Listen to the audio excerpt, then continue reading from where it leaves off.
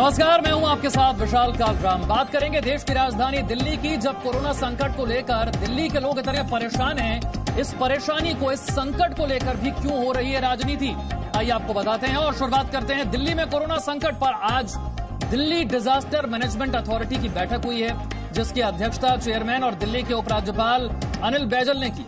इस बैठक में दिल्ली सरकार की तरफ से उप मुख्यमंत्री मनीष सिसोदिया शामिल हुए। उन्होंने इस बैठक में हुई चर्चा की जानकारी दी है और यह भी कहा है कि कुछ ही दिनों में जब दिल्ली में लाखों केस हो जाएंगे, उससे निपटने के लिए दिल्ली कैसे तैयार हो।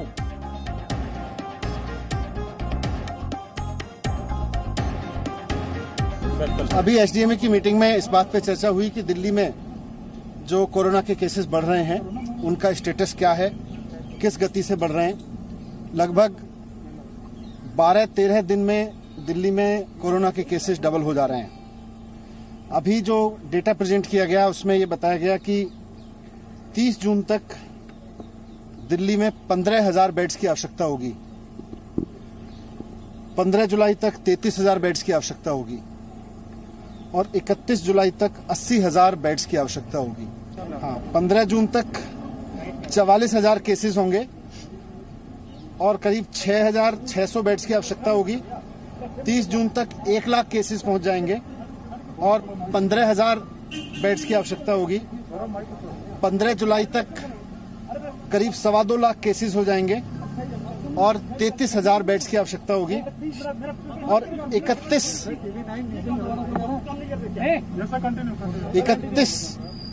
जुलाई तक करीब 5.5 लाख केस पहुंच जाएंगे दिल्ली में और उसके लिए करीब 80,000 बेड्स की आवश्यकता होगी।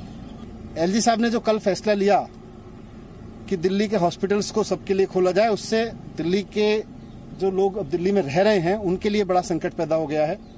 हमने एसडीएमए की मीटिंग में ये मुद्दा उठाया था, एलजी साहब ने उस पर सहमति नहीं जताई। अब उसकी जिम्मेदारी कौन लेगा? कल को अगर केसेस इसी रूप से दिल्ली में बढ़ते हैं और बाहर से भी आके 2 दिन में, 4 दिन में, 10 दिन में दिल्ली के जो अभी अवेलेबल बेड्स हैं वो भर जाते हैं, तो इतने सारे केसेस जब आगे आएंगे और इतने सारे बेड्स की जरूरत पड़ेगी तो वो कहां से आएंगे? अभी इसका जवाब एसडीएमए की मीटिंग में कहीं था। कम्युनिटी स्प्रेड पर भारत सरकार के अधिकारीगण भी आए हुए थे। उनका कहना था कि अभी दिल्ली में कम्युनिटी स्प्रेड की स्थिति नहीं है, इसलिए अभी उस पर चर्चा की जरूरत नहीं है। इस पर ज्यादा जानकारी के साथ हमारे संवाददाता अश्विनी इस वक्त हमारे साथ जुड़ रहे हैं। अश्विनी, ये ज्यादा मायने नहीं रखता है कि कौन सी सरकार, दिल्ली सरकार क्या कह रही है, उपराज्यपाल क्या कह रहे हैं। सवाल यह है जो अब उठाया गया है कि 31 जुलाई तक अगर 5.5 लाख केस हो जाएंगे, 80,000 बेड की जरूरत होगी, तो उनका इंतजाम कैसे किया जाएगा? केंद्र सरकार क्या करेगी, दिल्ली सरकार क्या करेगी? मिलकर दिल्ली वालों की समस्या को कैसे सुलझाएंगे?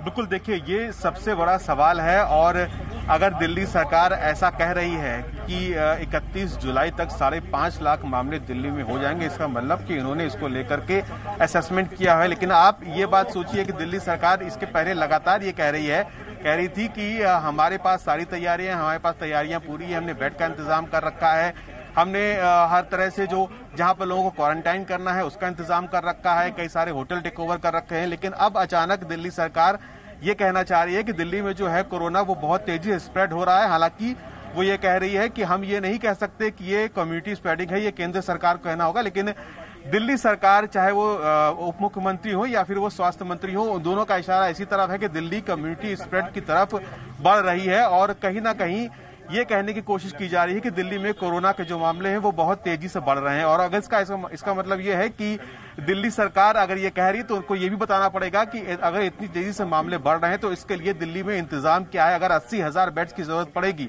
तो दिल्ली में इतने सारे बेड्स कहां से आएंगे और जिन लोगों को कोरोना हो जाएगा उनको किस तरह से आप ठीक करेंगे, क्या इलाज के लिए आप प्रोसीजर अपनाएंगे। दिल्ली सरकार पिछले काफी समय से लगातार यही कह रही है कि जो लोग माइल्ड सिम्टम्स के लोग हैं वो लोग घर पे ही रहें, वो लोग घर पे ही क्वारंटीन हो, घर पे ही इलाज करें।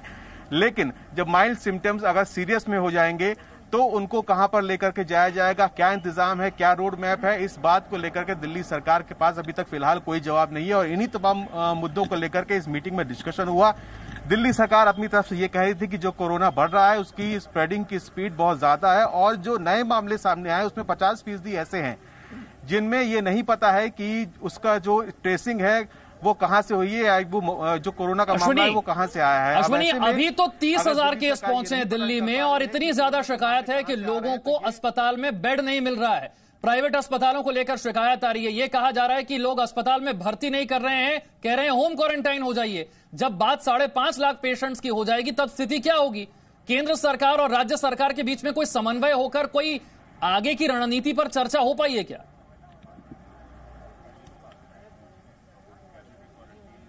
देखिए, जिस तरह से आरोप प्रत्यारोप का दौर चल रहा है अरविंद के दिल्ली सरकार और एलजी के बीच में, ऐसा लग नहीं रहा है कि दोनों के बीच में कोई समन्वय है। और जब दिल्ली सरकार ने यह आदेश निकाला था कि दिल्ली के लोगों का ही इलाज यहां पर होगा दिल्ली के अस्पतालों में, जिसको एलजी ने पलट दिया है, उस वक्त दिल्ली सरकार ने यह कहा था कि अगर दिल्ली के लोगों के लिए खोल दिए जाते हैं बेड बाहर के लोगों के लिए, 3 दिन में सारे बेड भर जाएंगे। तो अगर आप सोचिए कि अब जब दिल्ली के लोगों के लिए बेड खोल दिए गए हैं तो क्या 3 दिन में ही ये सारे बेड भर जाएंगे? और उसके बाद फिर दिल्ली सरकार की तैयारी क्या रहेगी? क्या इतने लंबे समय से जो आप ये दावा कर रहे थे कि दिल्ली सरकार पूरी तरह से तैयार है, दिल्ली सरकार ने तैयारी कर रखी है, कितना भी आप कम्युनिटी स्प्रेड कोरोना फैलता है हम उससे निपटने के लिए तैयार हैं। आपको याद होगा कि दिल्ली के मुख्यमंत्री ने प्रधानमंत्री को एक चिट्ठी भी लिखी थी और उसमें यह कहा था कि जो तमाम गाइडलाइंस हैं लॉकडाउन के दौरान वो ओपन कर देने चाहिए, मार्केट्स ओपन कर देने चाहिए। इससे मुझे पता है कि कोरोना जो है वो फैलेगा, लेकिन दिल्ली इसके लिए तैयार है।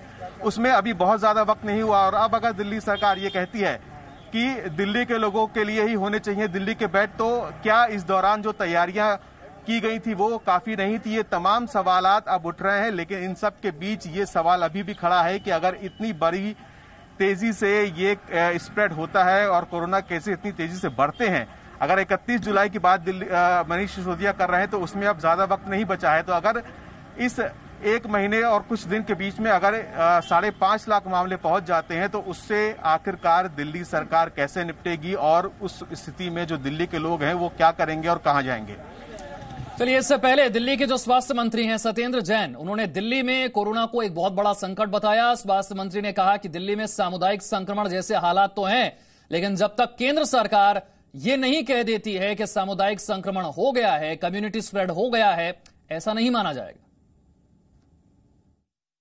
दिल्ली एक ऐसा शहर है जहां पर पूरे देश में दुनिया से जो फ्लाइट्स आई थी, दिल्ली और मुंबई 2 जगह आई थी, और ये बीमारी हिंदुस्तान में नहीं थी, हिंदुस्तान में बाहर से आई थी। और जब फ्लाइट्स दिल्ली और मुंबई में आई, आज मुंबई में 50,000 केस हैं और दिल्ली में लगभग 30,000 केस हैं। आज मुंबई और दिल्ली के अंदर जो केसेज हैं उनका इलाज करने की जिम्मेदारी जैसे दिल्ली में है तो हमारी जिम्मेदारी बनती है, और उसी प्रपोर्शन में केस बढ़ रहे हैं। हम लोग लगभग 10 दिन पीछे हैं मुंबई से लगातार, और ऐसा एक्सपेक्टेशन है कि 10 दिन में 50,000 पे पहुंच जाएंगे। तो हमारे को हजारों बेड और एक्स्ट्रा चाहिए। अब लोग चिंतित हैं कि भाई बाहर से भी इतने सारे लोग आएंगे जिनका इलाज कराने के लिए दिल्ली में आएंगे, तो दिल्ली वालों का इलाज कहाँ होगा, कैसे होगा? तो ये बड़ा चिंता का विषय है। हमने ये कहा था कि भाई जो केंद्र सरकार के पास लगभग 10,000 बेड हैं वो सबका इलाज कर लें, दिल्ली से बाहर वालों का भी कर लें, और दिल्ली सरकार के जो अस्पतालों में लगभग 10,000 बेड हैं वो दिल्ली वाले लोगों के लिए रहने चाहिए, वो दिल्ली वाले लोग कर पाएँ। अब उसको बीजेपी के प्रेशर में आकर एलजी साहब ने पलट दिया। हम जाके अभी बात करेंगे, पूछेंगे कि भाई अगर इतनी बड़ी संख्या में लोग बाहर से आएंगे तो दिल्ली वालों का इलाज का क्या इंतजाम किया जाएगा। दिल्ली के अंदर ये बीमारी जो थी, ये केंद्र सरकार ने इस बात को माना नहीं। पहले हमने बड़ी रिक्वेस्ट की थी कि भाई आप फ्लाइटें बंद कर दो, उसको 15 दिन बाद बंद किया गया। दिल्ली के अंदर बाहर के लोगों को दिल्ली में रोका गया, भाई जिस राज्य के उसको भेज देते। तो सारा उसकी वजह से दिल्ली के अंदर ये फैला था। कम्युनिटी स्प्रेड कल रणदीप गुलेरिया जो एम्स के डायरेक्टर उन्होंने कहा है, परंतु केंद्र सरकार ऑफिशियली शायद इसको नहीं मान रही अभी। और ज्यादा जानकारी के साथ हमारी संवाददाता पूजा मक्कड़ भी इस वक्त हमारे साथ जुड़ गई हैं। पूजा, जब 30,000 मरीज हैं दिल्ली में तो लोगों की शिकायतें हैं कि उन्हें अस्पताल में बेड नहीं मिल पा रहा। मनीष सिसोदिया कह रहे हैं 31 जुलाई तक 5.5 लाख मरीज हो जाएंगे, 80,000 बेड चाहिए होंगे। आगे की प्लानिंग क्या है? देखिए विशाल, सच बात यह है कि कोई प्लानिंग नहीं है। अगर बेड्स की बात करें तो दिल्ली सरकार ने एक ऐप बनाया जिसमें ये जानकारी देनी शुरू की उन्होंने कि कहां पर बेड्स अवेलेबल हैं, कहां पर खाली हैं। लेकिन हम लोग कई बार उसका रियलिटी चेक करके ये बता चुके हैं कि जो ऐप भी दिखा रहा है उन अस्पतालों में भी बेड्स नहीं है। दूसरी चीज ये भी है कि बहुत से अस्पताल जो हैं वो बेड्स को फ्यूचर के लिए संभालने में ज्यादा दिलचस्पी रख रहे हैं और ऐसे में बहुत सारे गंभीर मरीजों को बार बार लौटाया जा रहा है।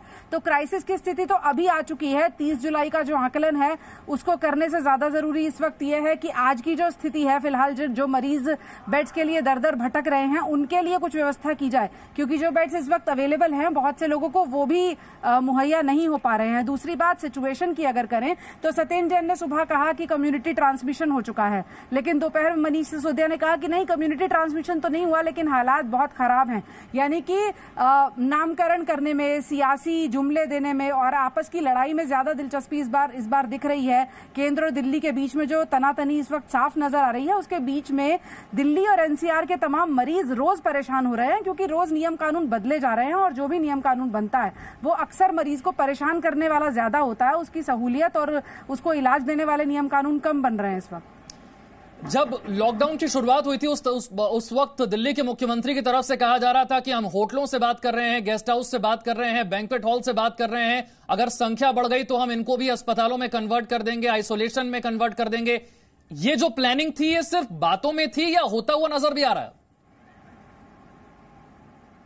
देखिए, सच बात यह है कि जिस दिन दिल्ली सरकार ने यह घोषणा की कि होटलों को कन्वर्ट किया जाएगा अस्पतालों में और उन्हें कोविड अस्पतालों के साथ जोड़ा जाएगा, उसके अगले ही दिन 5 में से 4 होटल से मैंने बात की और उन चारों ने यह कहा कि ना तो अभी हमारे पास कोई चिट्ठी आई है, ना हम अभी इसके लिए तैयार हैं, हमारा होटल अभी बंद है, हम ये कैसे व्यवस्था करेंगे इसके बारे में तो अभी मीटिंग्स होंगी। यानी कि होटल बड़े आराम से थे, जिन बेड्स को ऑलरेडी दिल्ली सरकार और अरविंद केजरीवाल जोड़ चुकी थी, उन बेड्स को लेकर होटल्स को कोई जानकारी तक नहीं थी कि ये कब जुड़ गए हमारे नाम पर।